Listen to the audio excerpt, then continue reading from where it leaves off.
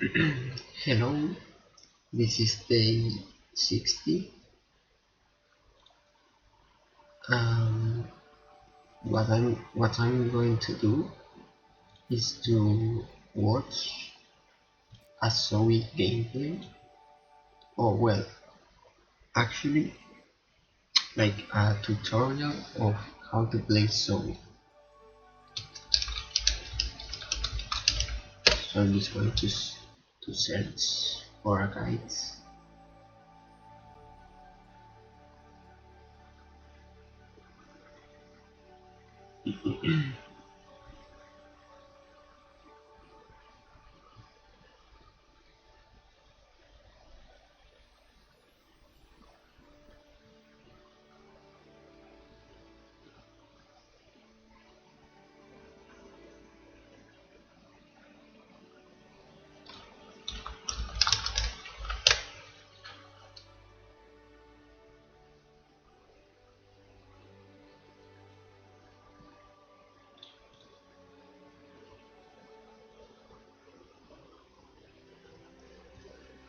Love Roblox?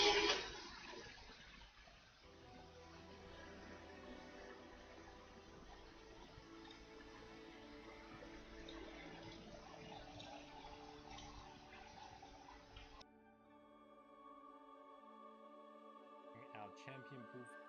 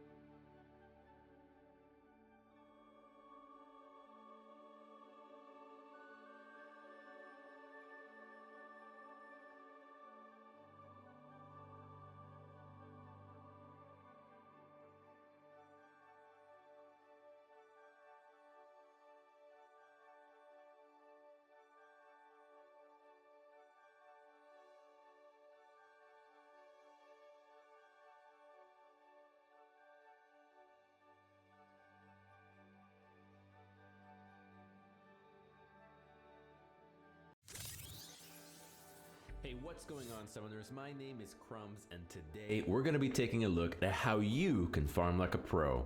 CSing is something that is incredibly difficult for a lot of League players.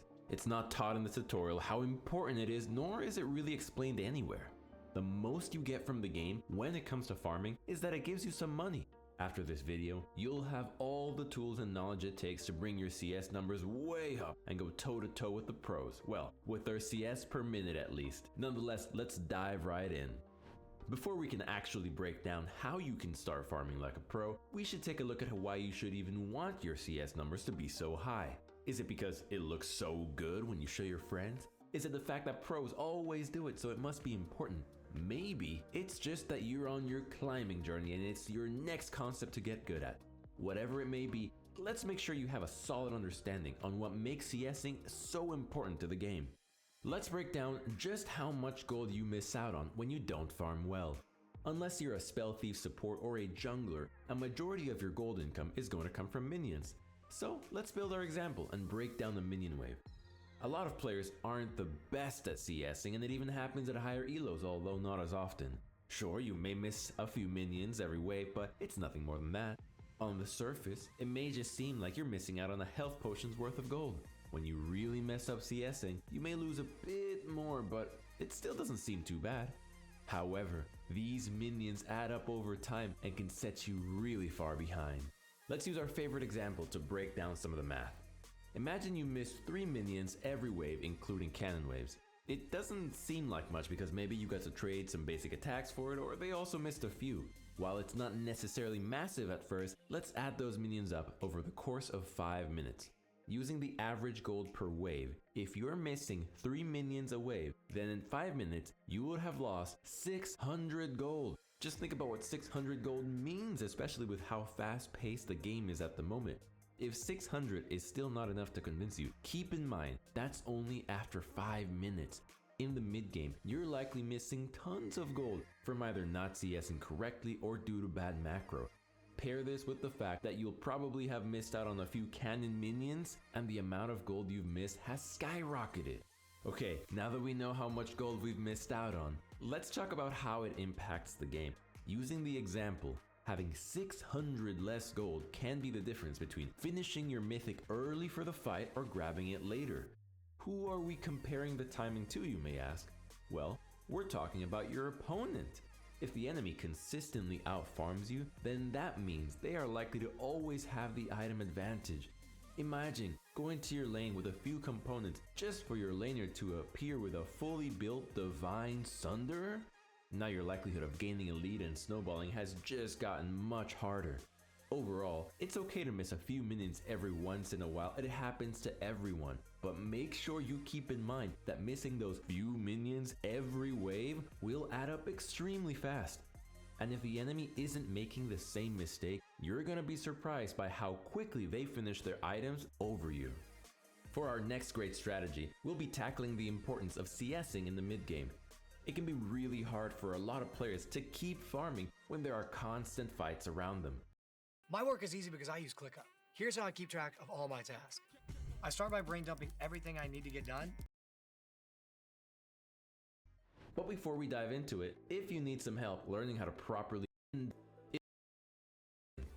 pulling us back into the video, let's take a look at one of my favorite ways to improve your laning CS so that you're not leaving lane with something like 4 CS per minute.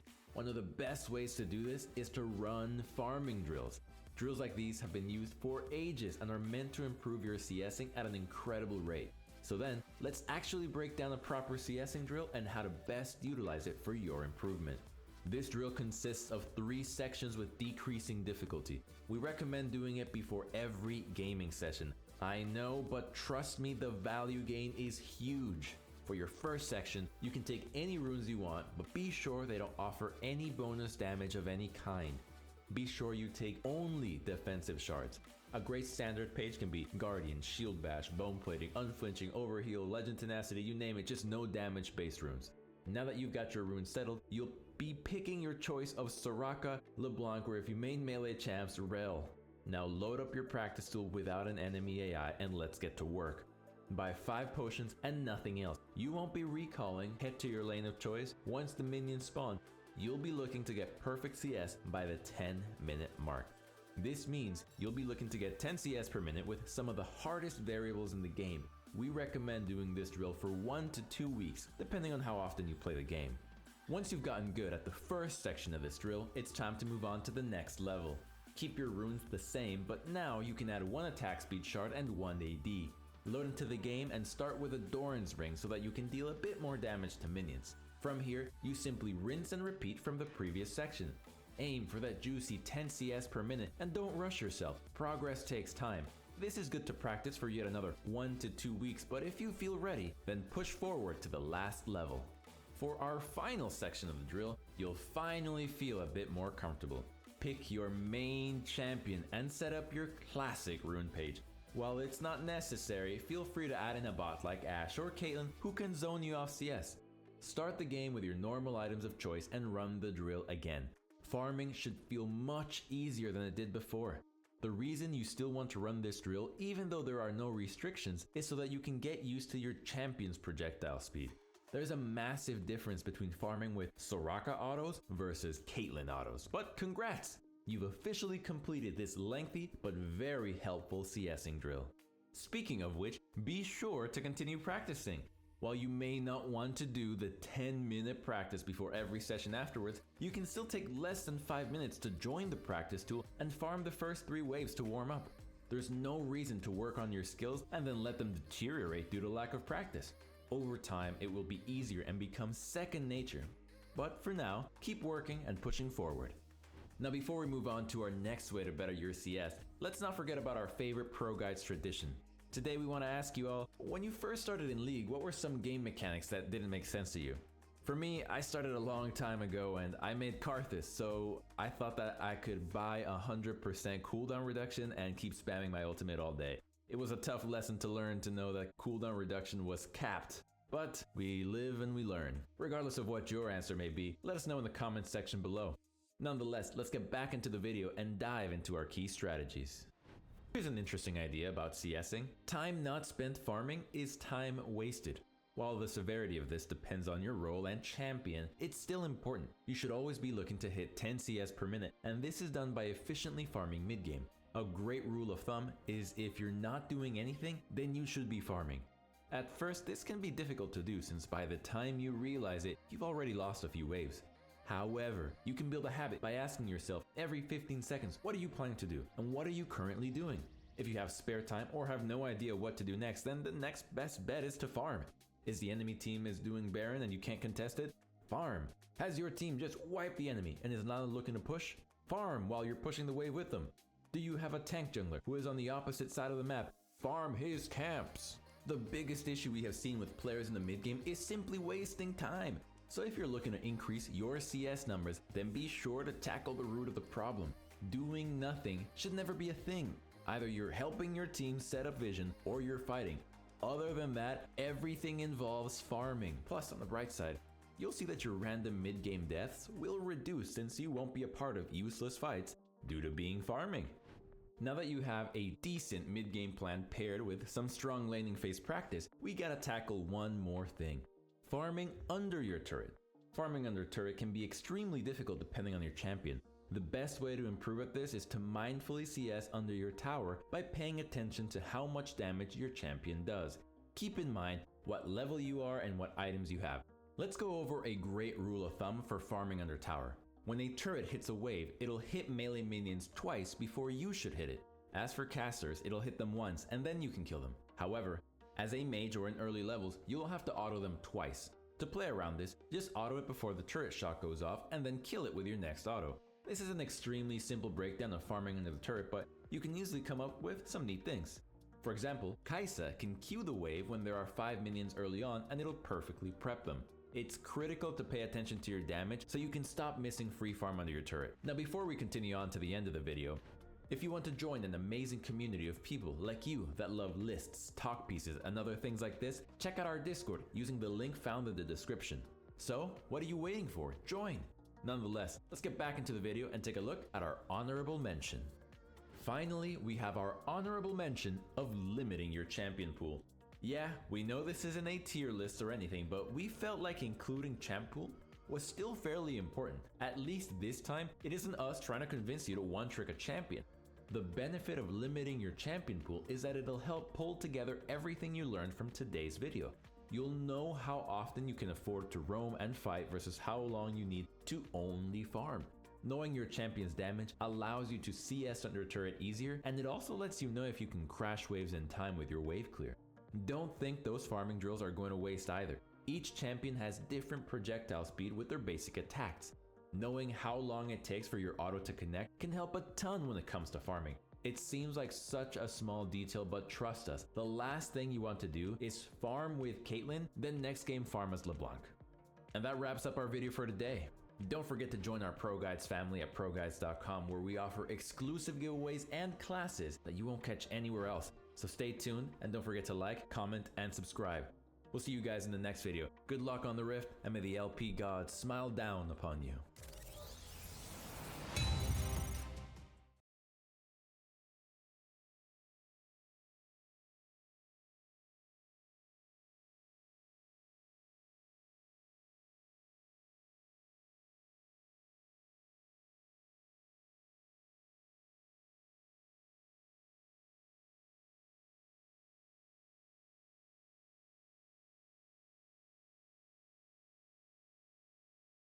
Hey everyone, welcome back to another video. So today we'll be covering the mid lane fundamental of roaming. So roaming is like a really powerful mid lane fundamental, but it's also one of the few fundamentals that if done wrong, it actually actively hurts you. As opposed to the other ones, you might not be doing it optimally, you might not be getting yourself as ahead as you could. If you do roaming badly, it actively sets you behind. So it's really important that we kind of get this right. So in this video, I'm going to talk about kind of all the conceptual stuff with roaming, but there's also going to be a lot more examples. I feel like roaming in general does just require like a bit more feeling. So we're going to be going over a lot of examples and the things you need to consider. And by the end of the video, I think you'll have a really good grasp on how to roam from mid lane. So before we get into all the examples, we need to lay down the concepts or foundations that you need to kind of think about when you're going for roam. So the first thing is all these things you actually need to consider when you go for a roam. So the first one is champions. Now what I mean by this is you need to consider all the champions that are going to be involved in the roam and how that kind of affects like if it's worth it and how it plays out. So for example, if you're roaming to a lane where the enemy team is very safe and very difficult to gank, and your team also like has very little CC, it's going to be very hard to gank that. If I give you some examples, let's say you're a roaming bot and your team is something like Ezreal Soraka, like not a lot of threat, not a lot of CC either, and then the enemy team is something relatively safe. So let's say they have something like Sivir and Alistar or something, you know, something where it's going to be quite hard to dive them, quite hard to deny. There's like a lot of stuff you kind of have to get here. So unless your team has really poked them out, pretty much it's just an ungankable lane. Not only is the enemy team bot lane pretty safe, but your team also doesn't have very much CC. So if you compare this to something where, if you consider a very volatile matchup, let's say go to top lane and something like Camille or Aurelia, both these champs are very, very gankable. It's going to be a very volatile matchup. So naturally the roams there are kind of going to be better. You know, there's likely to be people on lower HP. They're much easier to kill, you know, unless you get 1v2 by Aurelia. But for the most part, you just need to think about like kind of how those champions interact. You know, are they safe? Are they gankable? Do they have CC? Do they have a lot of damage? You know, all that sort of stuff. And then kind of see whether or not it's worth ganking them. Another thing, obviously, is consider your champion. So if you're playing something with very poor roaming, let's take Victor, for example. Victor has some aspects of good roaming, like he can push waves pretty fast. But when Victor roams bot, like what can he really do? It's pretty hard to CC people. He moves down the river pretty slowly. So if you go for roams as Victor, they're going to need to be way higher percentage than if you go for roams as a champion like, say, Qiyana. So Qiyana can get down the river very fast. She has extremely high burst potential in the early game. And also she has like a fair amount of CC. So a champion like Qiyana can afford to take roams that would normally be a bit lower percentage because she kind of makes up for that. So that's kind of what I mean by champions. Basically, you consider all the champions in the lane that you're going to, and also consider what your champion offers, and that kind of changes like your roaming threshold. Like how good does this roam need to be for me to actually go to it? So what other things actually make the roam good? Sums is a big one. So if you roam to a lane that has like all flashes up, all sums up, you can go down there and probably burn some flashes. And that is helpful, obviously. And if you can do that without losing anything, as we'll kind of talk about in a sec, that's really good, right? But obviously, if this if this like bot lane, for example, is really pushed up and they have like no flashes, like no sums, they're just like a lot easier to kill. So it's really important when you're thinking about which lanes to roam to, that you actually think about what sums are up. And also, you need to think about your own sums too. If you're playing a champion that has like Flash Ignite, you have a lot more pressure over a champion that either just like doesn't have these sums, or if, for example, you have TP up but you have no flash, naturally you're just going to have a lot less threat. So sums is really important to think about, again, both yours and your opponents, and that's going to be like a common theme for each of these. You oftentimes need to consider both yours and as well as like the lane you're ganking. So HP is another one. There will be certain lanes that will be ungankable if they're full HP, but on the other hand, if they're like 10 HP, then they're pretty much a free kill. So this is just another thing that factors in to whether a roam is worth it. If you kind of think of it in your head, you should think of kind of like what is the like percentage chance of this roam working. So ganking a lane that has, like, for example, no sums, is very low HP, and a very gankable champion's going to have something like a 90% chance of working, as opposed to if you gank a lane that is, very safe champions, they have all their sums and they're full HP, then it's probably the complete opposite, has maybe a 10 or 20% chance of working out. So it's all about percentages and kind of deciding like what the value of this roam actually is. The next one is wave states. So this is a big one, and this one you kind of need to think about a little more. So wave states can be both yours and your opponent's. I've said before in other videos that ideally you don't roam unless your wave is pushed in, and you kind of want to start your roam before your wave passes the tier 3 tower. And the reason for that is that it gives you a lot of time in order to like do your roam where the enemy mid can't follow, and also that you're not going to lose any creeps for it. And also this kind of goes with the lane you're ganking for as well. So if, for example, the enemy team is like really pushed up, they're like low HP, they're going to be a lot easier to gank than if the wave is like safely under their tower. Now this can be an exception where if a wave is built and you're instead looking for a dive, then you actually might want a wave state that's pushed in. So basically, you just need to look at the wave states, and this is another big thing that I'll actually bring up again in a bit, is that you do actually need to look at the lanes. You need to gather this information, and an easy way to do it is to just quickly look down, have a quick glance at kind of like the enemy's wave state, their HP, sums, etc. And from that, you can get a lot of information in a really short amount of time. Junglers is another one. So a kind of general rule is to roam to the side that your jungler is currently playing on. So for example, if your jungler is top and you roam bot, it can be quite greedy because, like, one, if your jungler makes a play topside, you can't help them and the enemy mid could maybe disrupt them. And also, if you're going to the other side and the enemy jungler is on that side, so let's say your jungler's top, you're ganking bot and the enemy jungler's bot, it becomes a 3v3, as opposed to if you roam on the side with your jungler, you will probably have a numbers advantage because you will be roaming from mid. Presumably you have priority and the enemy mid can't come.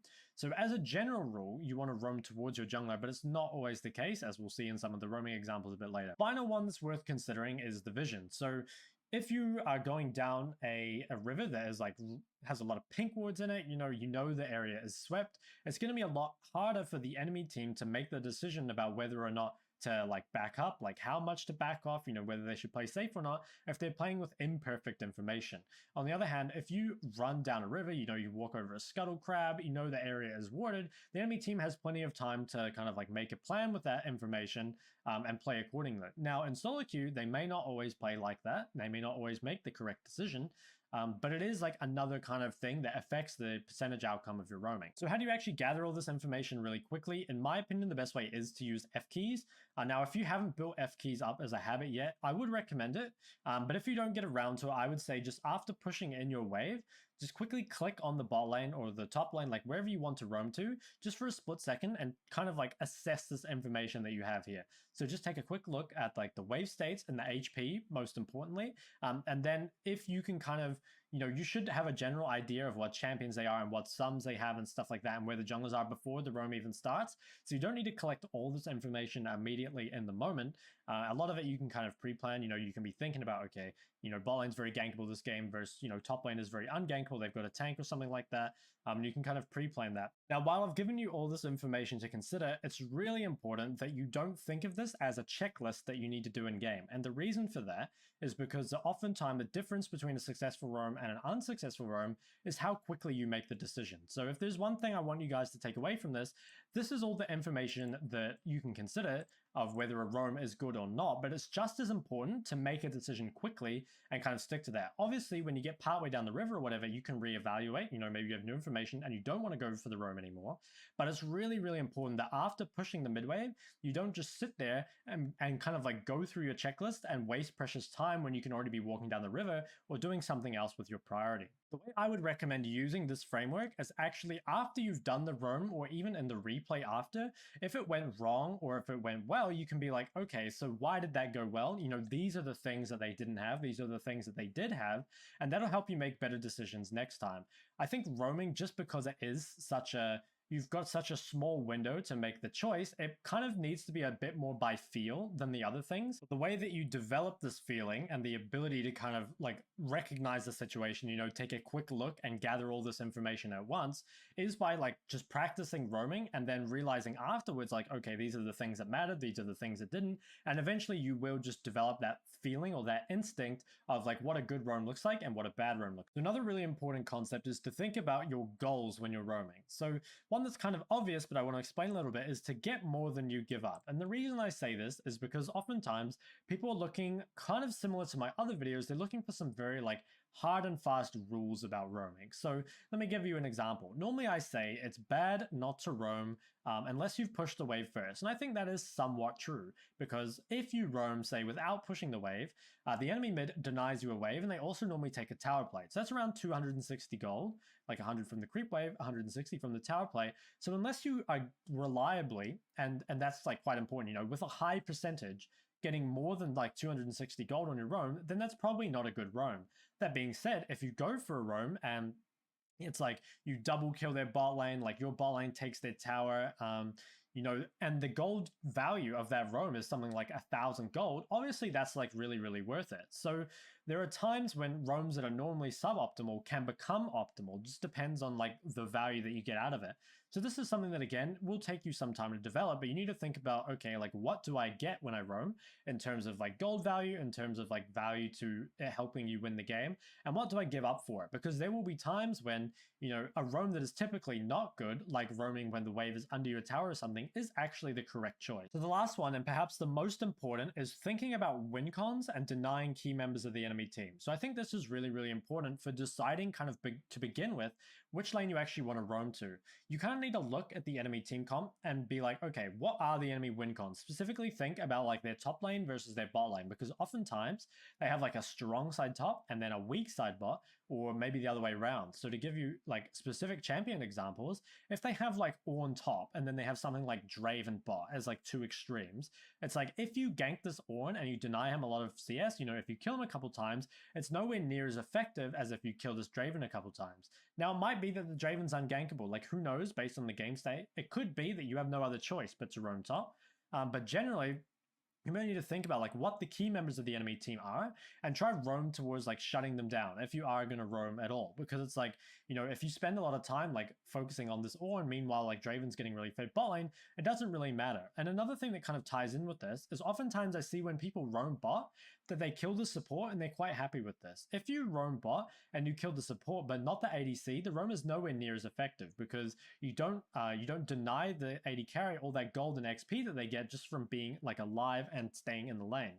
So when you're ganking bot lane specifically, generally you want to aim for the ADC, and killing the support is not as important. But on a more like macro level, you should think about like what their win cons are. If it's like a carry versus carry top matchup, you've got something like Camille versus Aurelia, something very volatile, that can be like a really good place to roam to. And then, if they have like a really clear strong side and a weak side, like if they had that Aurelia top, but then they had something very weak-sided like Ezreal or Soraka, you might not want to gank bot at all. And then there's a reverse with like the Ornn top and the Draven bot. So that's something that you can think about in champ select and kind of pre-plan. Just think like, okay, which lane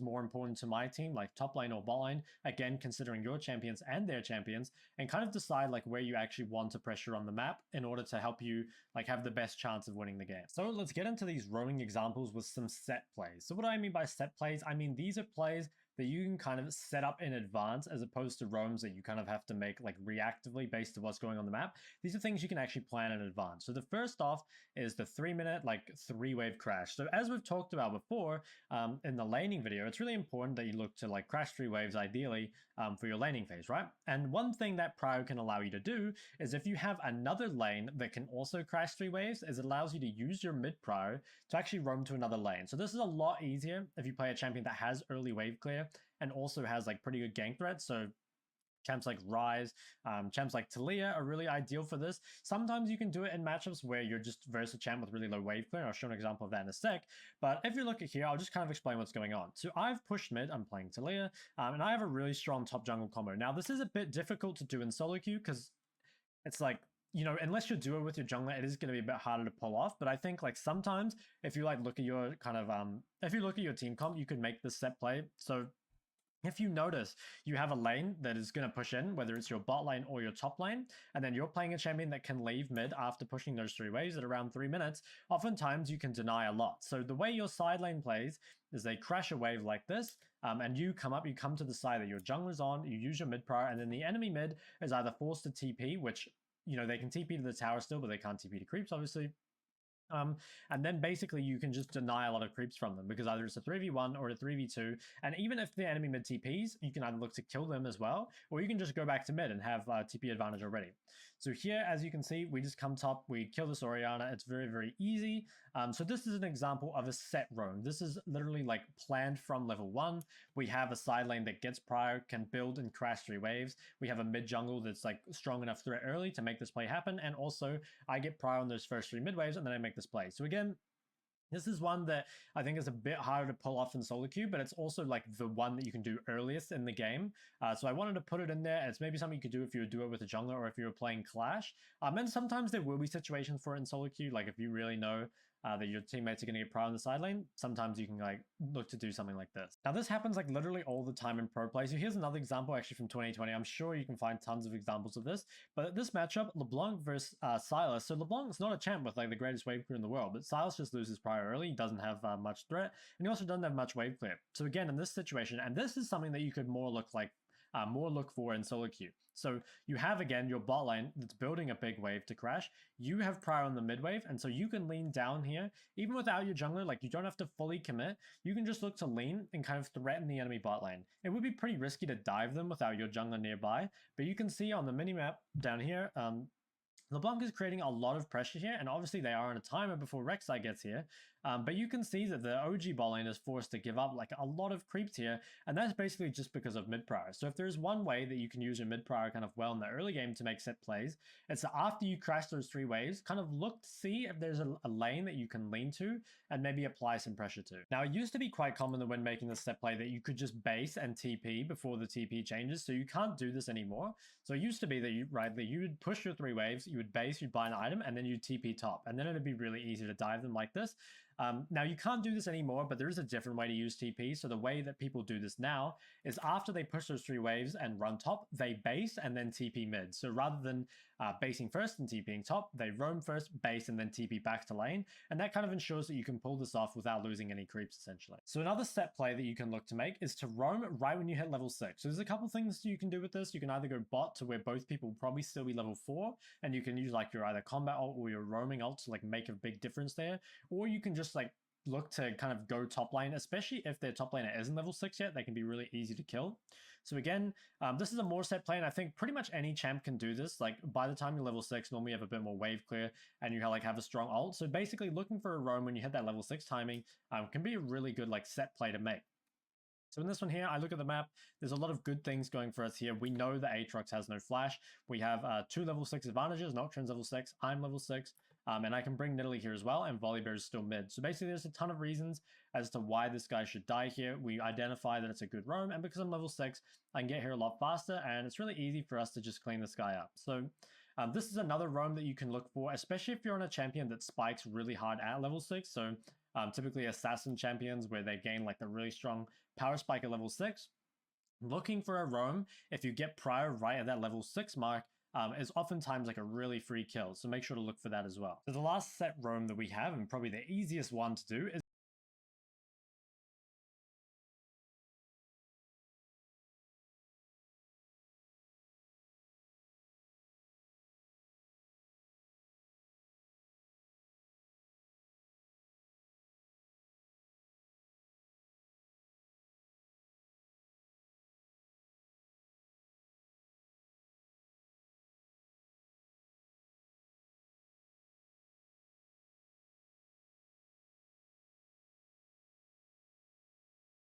just roaming on cannon. We'll look for that as well. So the last set roam that we have, and probably the easiest one to do, is just roaming on cannon waves. In general, like roaming on a cannon wave is the most valuable one because it's going to take the enemy mid a long time to clear the cannon after you push it in, so that buys you a lot of time where you know the enemy mid can't follow you. And also if you gank a lane and kill them while they're kind of like trying to get the cannon, or you know you dive another lane like with your cannon wave, it denies a lot more obviously. So this is again something any champ can do. You can really look for those kind of like proactive roams, try and like set it up in advance on those cannon waves, and hopefully you can get some like really good roams off like that. You can see here just like how much time I have in order to come down here, and even if the roam like doesn't end up working out, oftentimes you can actually get back to mid before you really like lose something for it. So I think, yeah, those are the 3 set plays. To quickly recap, it's like you can 3-wave crash and look for the roam. You can look for another roam like right when you hit level 6, and also just like roaming on cannon waves. One thing I'll also say with that is that there are some champions that take minion demat specifically to use it on cannon waves. So you might see some champions with weaker wave clear take minion demat, and then like once they hit level 6, they'll just like demat 3 cannons in a row, and that gives them like super mid prio on those 3 waves, like those 3 cannon waves, in which they can make like really big plays with that. So that's another thing you can think about, of where like if you do want to look for those roams, minion demat specifically for the cannons can be like really useful. So yeah.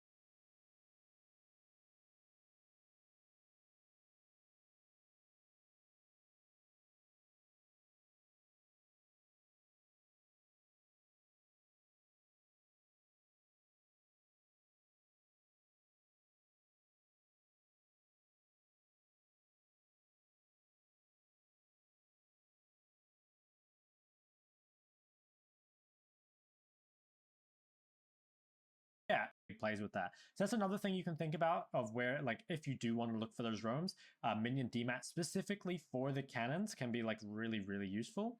So yeah, all roams that kind of aren't in these set plays are mainly going to be more reactive, kind of like reading the map and stuff like that. But these like set plays are really powerful, and I think the first one is quite hard to execute in solo queue, but definitely like cannon waves in level 6 aren't super hard, so you should definitely try to look for those in pretty much every game you play. Okay, so we're going to go over 5 just like random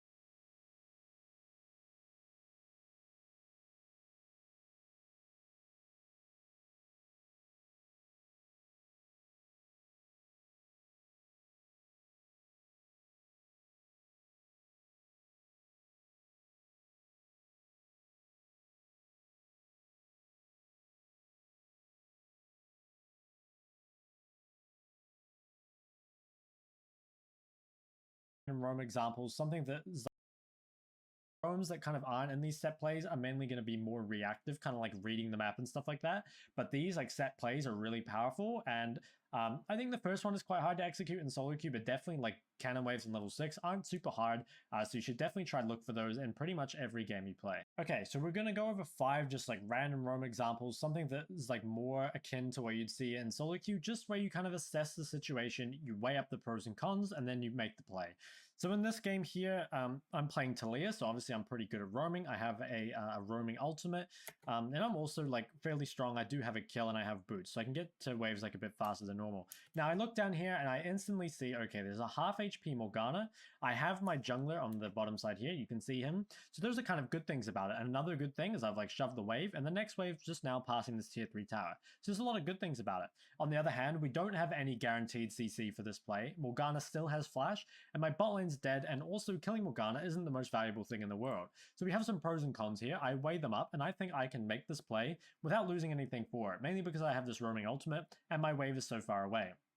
So I come down here, I ult Morgana, and I believe she flashes, trying to remember what happened here. Yeah, so she flashes, but we managed to kill her, and then I walk back mid. And you'll see that by the time I get to mid, this wave is just now crashing, so I've only missed 1 creep here. Or actually I missed 2, because that one died at the tower.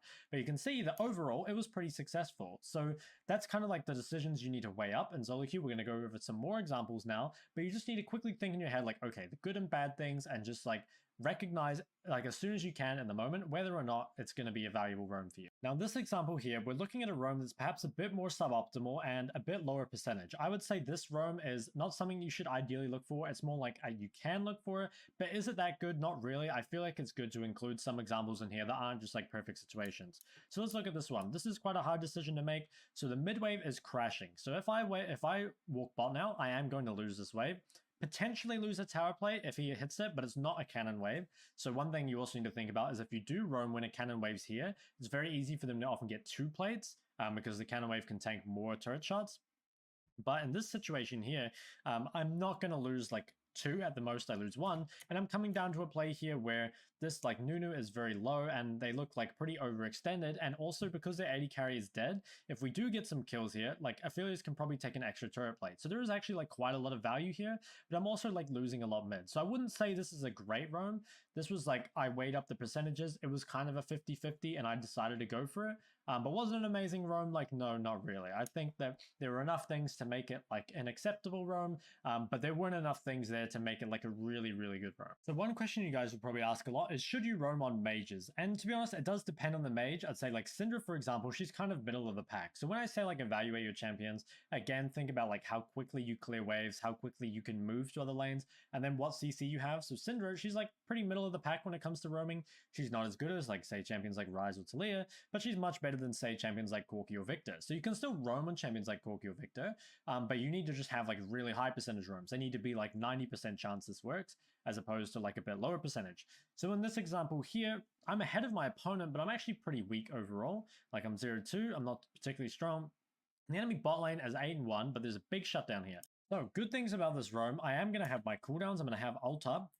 But there are a lot of bad things about this roam. I don't have either sums. My jungler is pathing to top side. My bot lane doesn't have any CC. Again, some other good things though that we do have here is our wave is pushed all the way in, so we're not going to lose anything for it.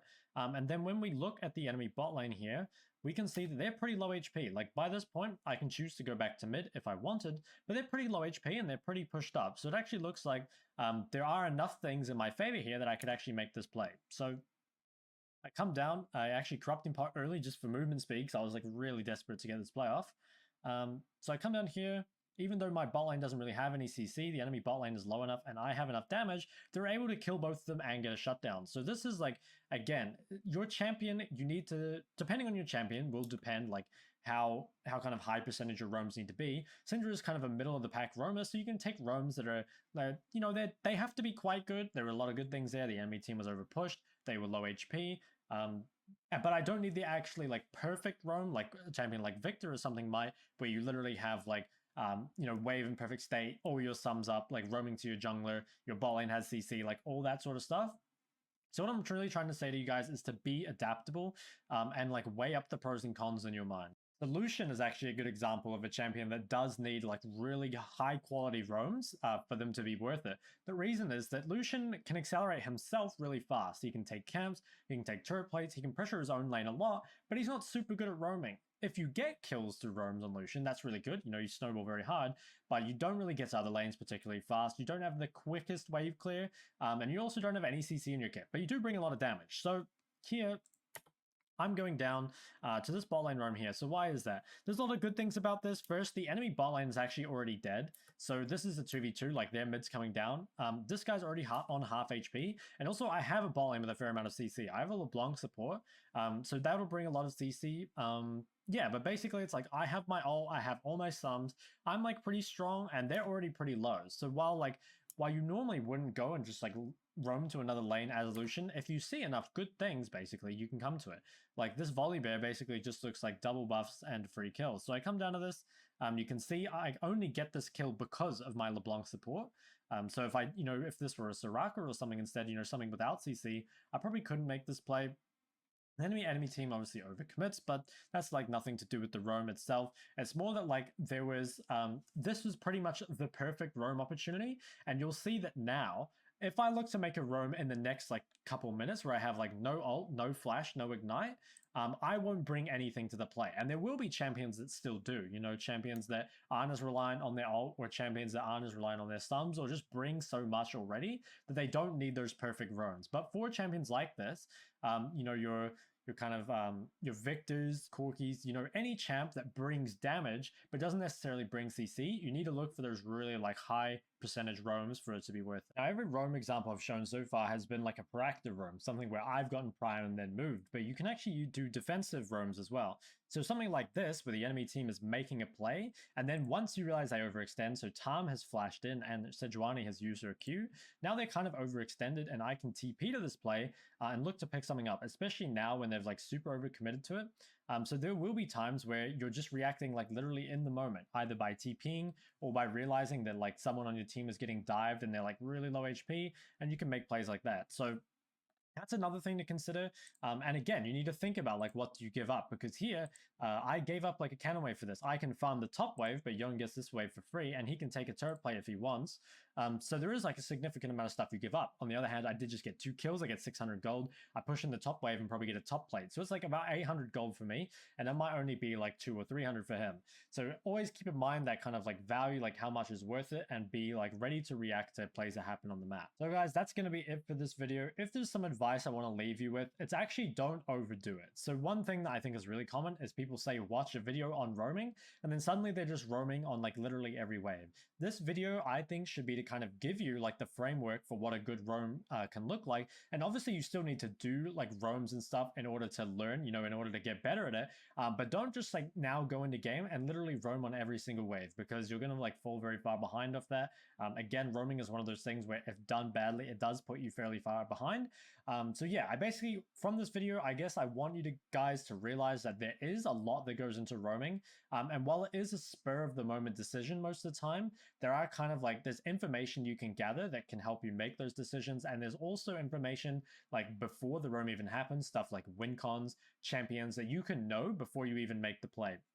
And it's important for you to be actively thinking about that, as well as kind of like your champion's role in the game. Like how good do those roams need to be for it to be worth it? If you're playing a champion like Victor or Corki, you need like a very high percent roam. You need the roam to work like 90% of the time. If you're playing something more like middle of the pack, something like Syndra or Zoe, you might be looking for the roam something like 60 to 70%. Whereas if you're playing something like Qiyana that can make plays like very, very easily and also doesn't care as much about just like losing creeps, you can go for those like more 50-50s in order to snowball the game for yourself. So yeah, that's it guys. If you did like the video, go ahead and like and subscribe. If you have any questions about roaming, let me know below. Again, I think it is kind of like something that comes a bit more with experience, but hopefully I gave you guys something to work with. So yeah, I'll see you guys next time.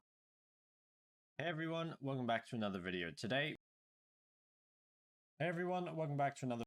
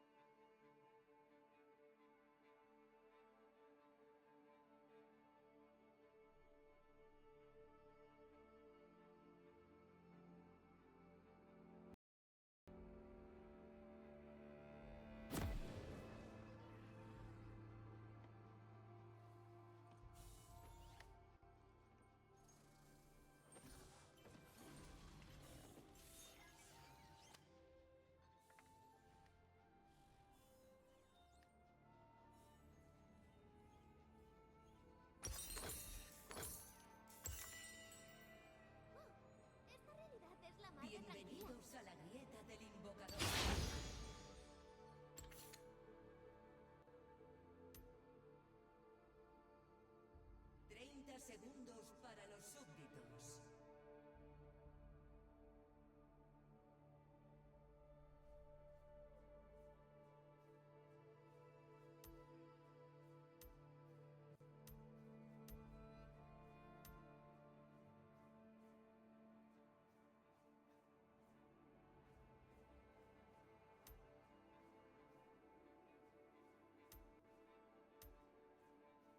Se han generado súbditos.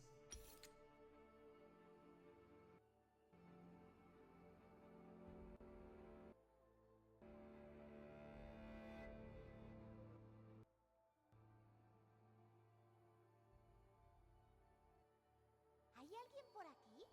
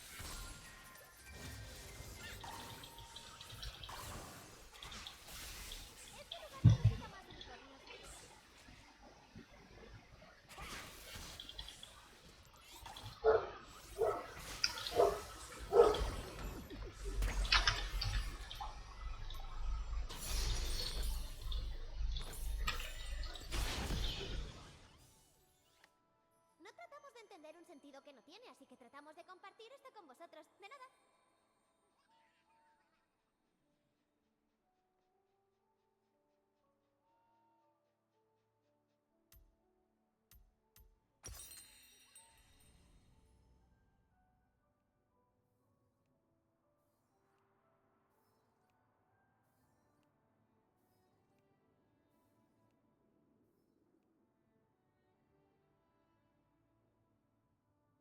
Se han generado súbditos.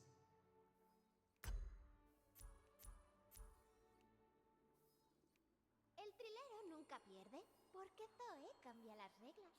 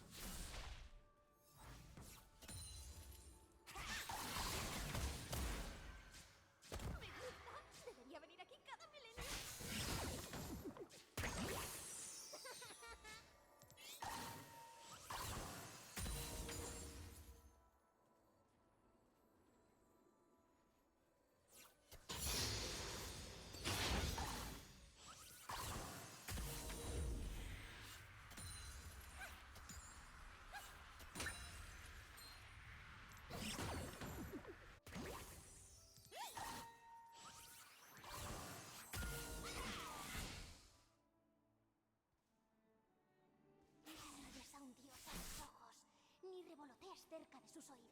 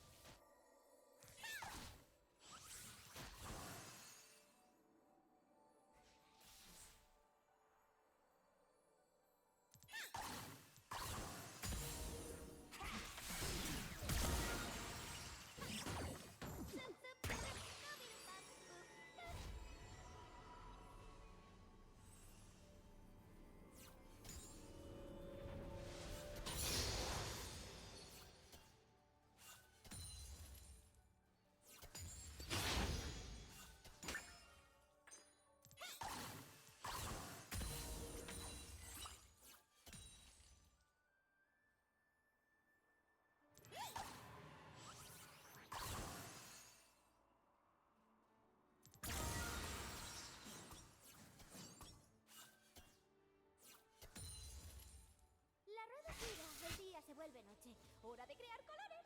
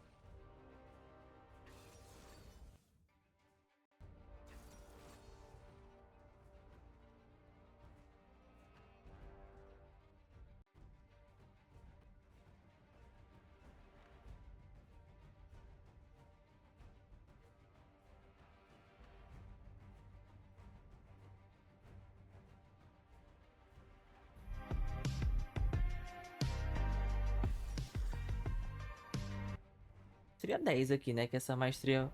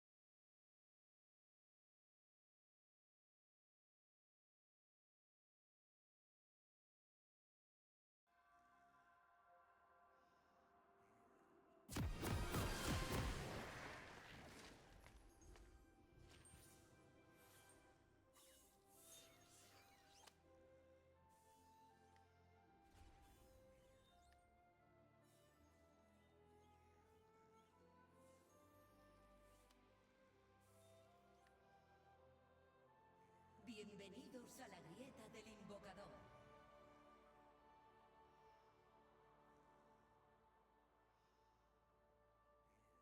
30 segundos para los súbditos.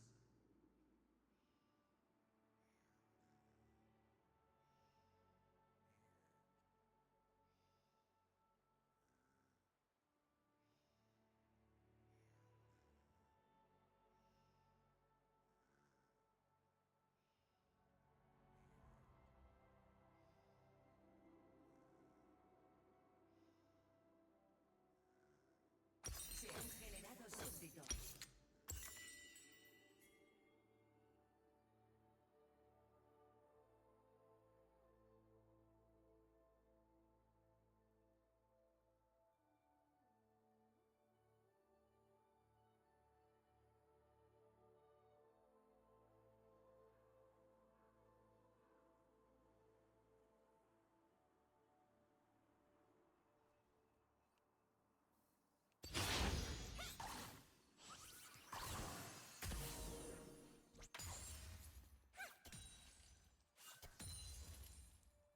Si no fuese tan bonito, no me importaría que todo esto esté a punto de cambiar.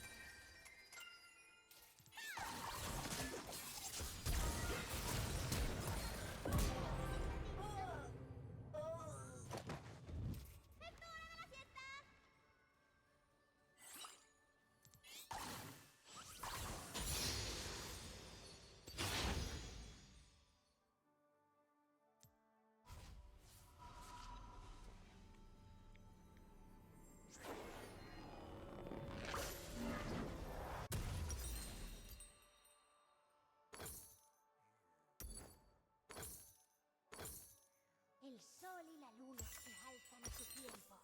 Dejan ceniza.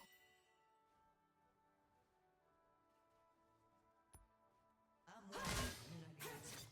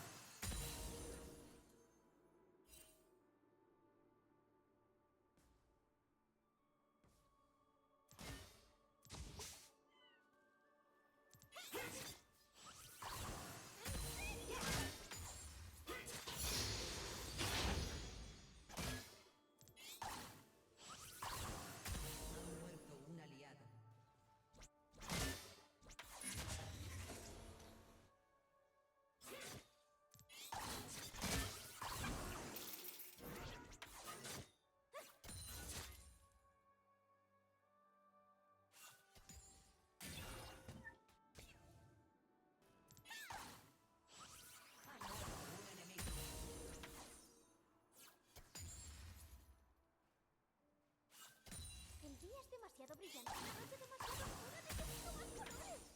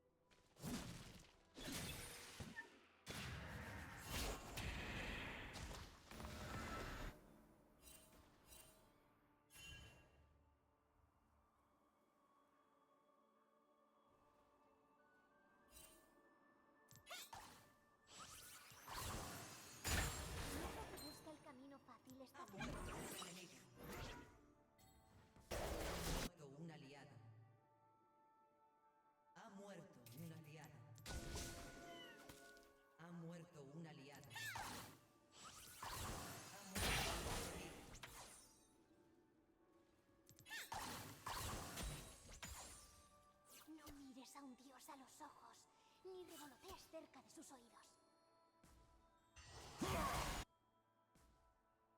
Ha muerto un anciano.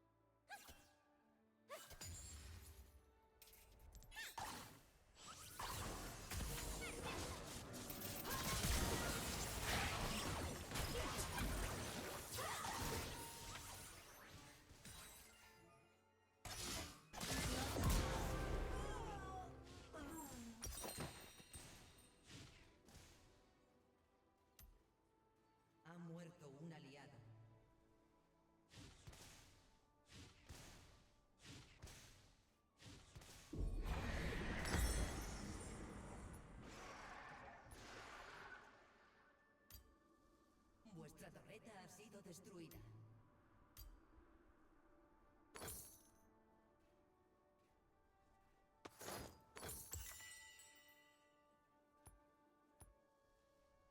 Vuestra torreta ha sido destruida.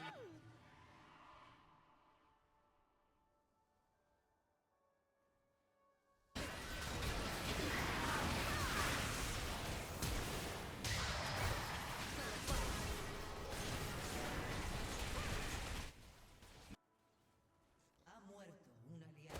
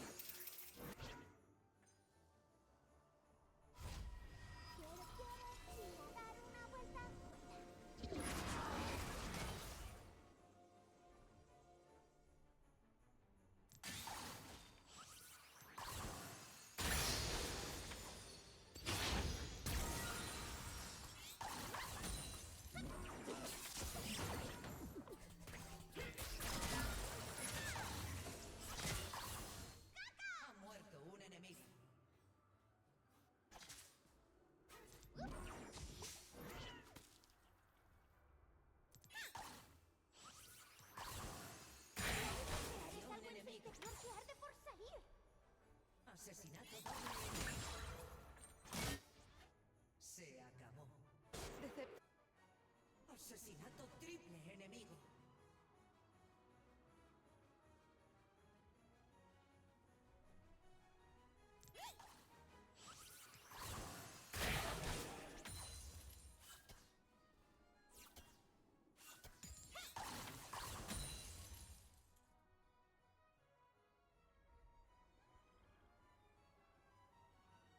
La rueda gira, el día se vuelve noche. Hora de crear colores.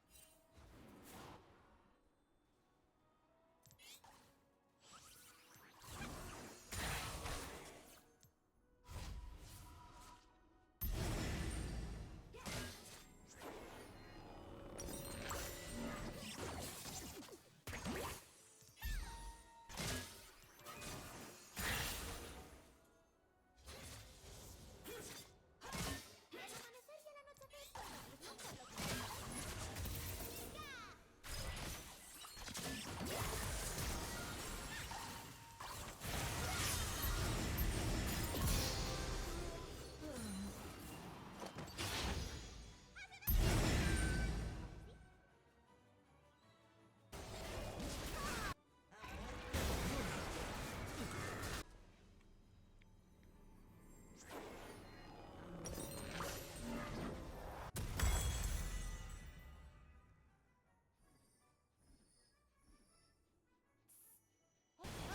Tiro excelente.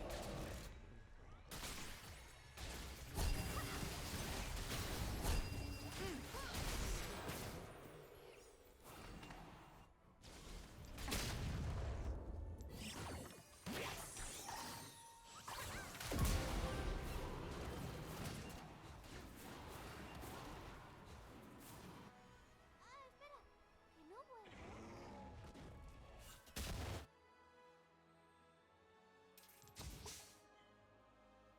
Ha muerto un enemigo. ¿Cómo te va?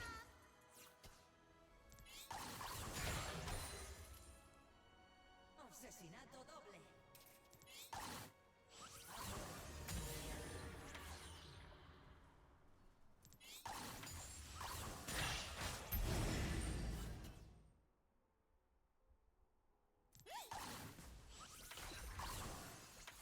Tu equipo ha destruido una torreta. Tu equipo ha destruido una torreta. Ha muerto un aliado.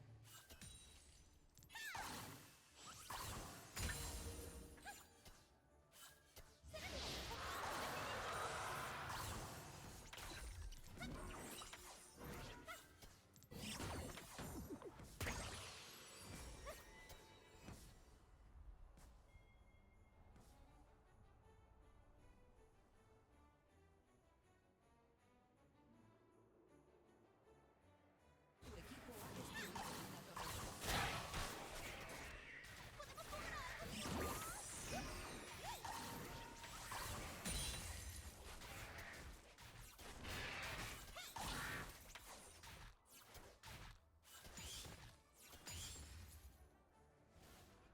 Ha muerto un aliado.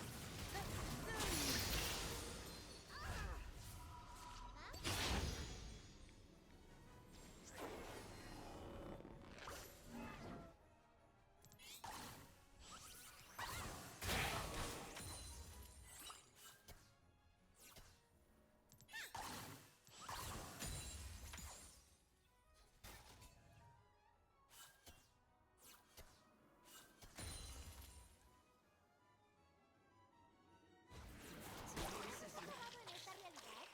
¡Hola! ¡Hola! Tu equipo ha destruido una torreta.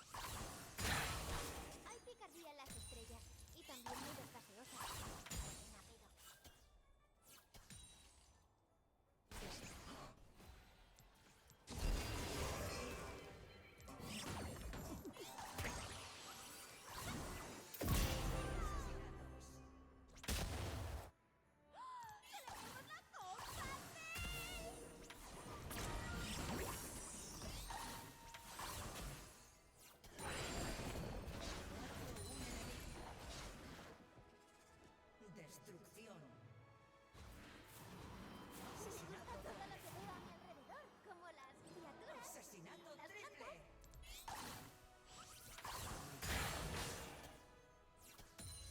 Ha muerto un aliado.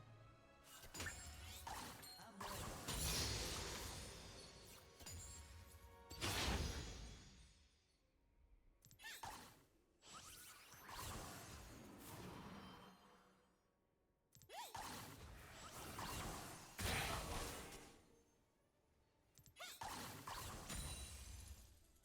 Tu equipo ha destruido una torreta. El tiempo es como una ola. Todo lo que te da, regresa.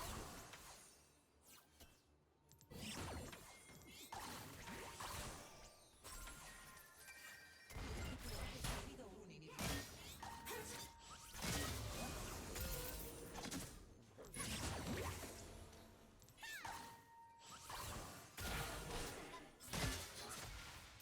Ha muerto un aliado. Se acabó.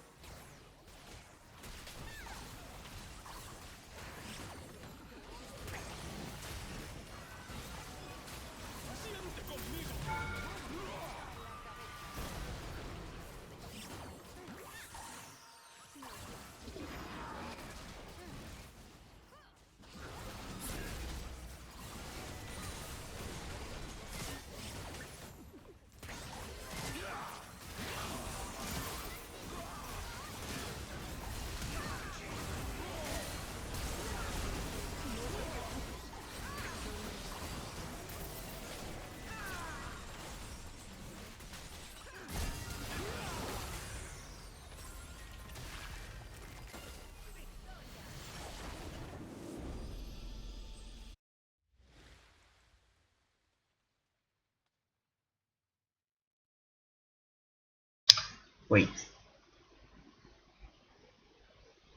was I not muted the whole time? Like, I wasn't talking, but I thought that I was muted. Yeah, whatever. So I was saying that I think I have played better than usual, maybe at least a little bit. Especially in the beginning, I felt nice. Like I felt nice. Maybe I was lucky. Maybe it's because I played better. I don't know. But um, I don't know. Everything was weird. Like I was like, I'm doing better than usual, but I'm losing. I think, like I don't know. Every lane was we were losing every lane except my mid lane.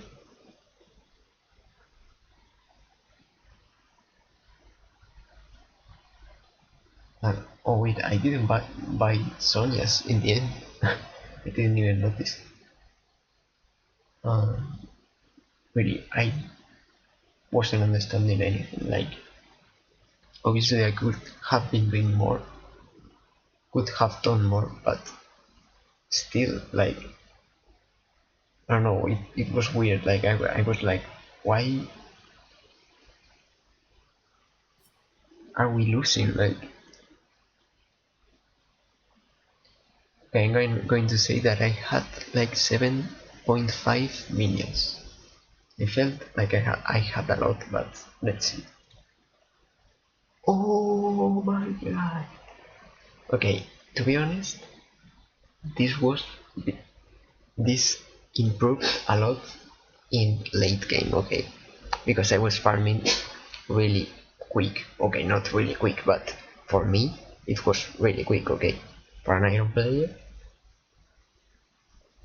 And I was doing camps from time to time, which were easier, obviously, because I was already fed. Well, not fed, but it was late game, so I could kill them quickly. But I didn't like my participation in teamfights because it was like non-existent, basically. Maybe, dude, I don't know, like, do like challenger people have this amount of CS as Zoe and still be able to participate in teamfights? I guess so, but how do they do it? Like, I'm obsessed with farming now. Like, I want to have 10 CS per minute and be able to roam. And maybe that's impossible, but I don't know. I want to try. Okay, like maybe it's impossible, but at least I want to have more than 8 per minute. Like in this game, but being able to participate more in team fights.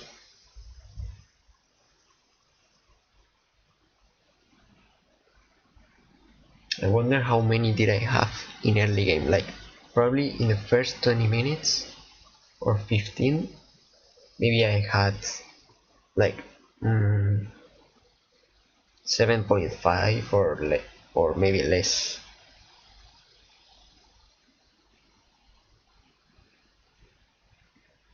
Why? Is this normal, or is he turning, or supports nowadays farm, or what?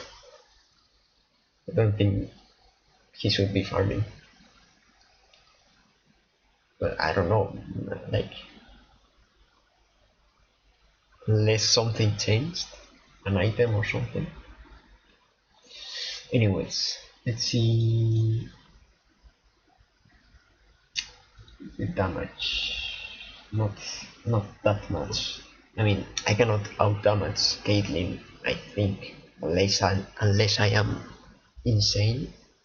I don't think I can out damage an AD carry, or I shouldn't. Like, the AD carry should be having more damage than me, so that's good. But I even had less damage than my tank. I played safe. They had a Warwick, and I played really safe. I don't remember when I died, but I don't remember being too greedy. When did I die? Akali didn't kill me, right? So who was it? Oh, Wei killed me once. Yeah, okay. I was a little bit greedy because I was really low HP and I didn't remember he was able to kill me from afar. Like, I'm not used to every champion, so sometimes I forget that how dangerous can some champions be, you know.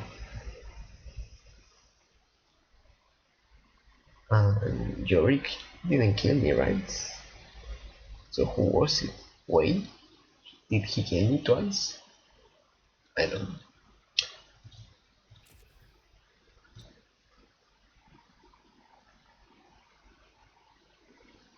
We all did a lot of damage actually, like not only my team but the enemy team, apart from Akali.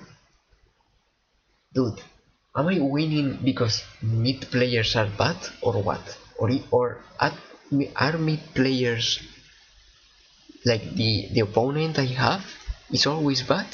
Or am I good?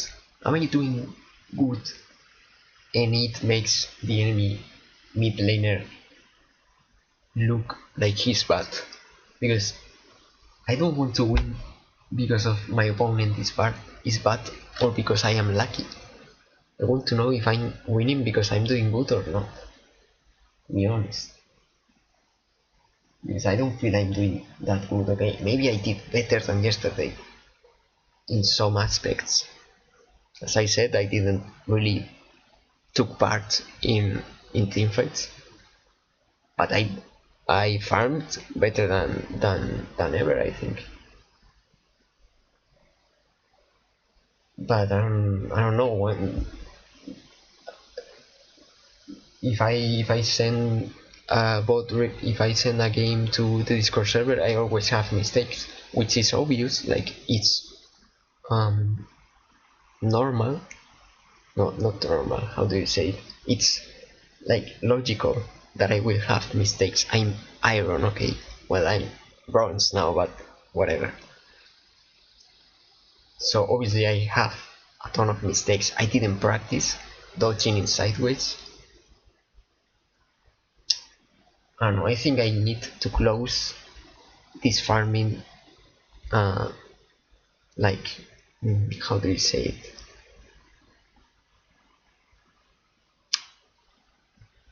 Like this farming phase like wait, let me search the word.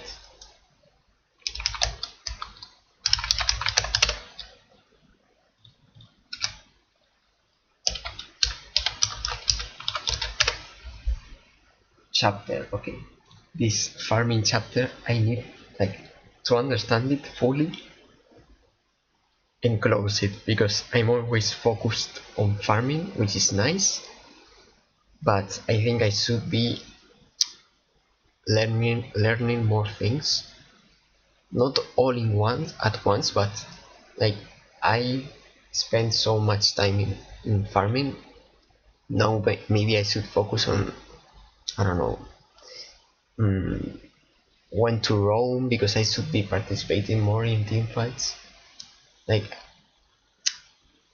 I don't know, maybe I'm fine like this, I don't know. Anyways, it's been 2 hours. Like it's the longest video I've recorded, and I'm running out of space in my disk. This cannot be like this all the time. Like it's a lot of space. But I wasn't feeling really focused, so I didn't want to play and play bad. So I had to focus for a little bit, like well, I was watching videos and practicing for like an hour and a half or something. But yeah, I think that made me play better. I think like it put me in the right mentality, you know. So yeah, that's it for today. See you next time, because I don't know if tomorrow I will be able. I didn't know if I was going to be able today, and I ended up being able, so who knows, maybe tomorrow I can play as well. But just in case, see you next time. Bye.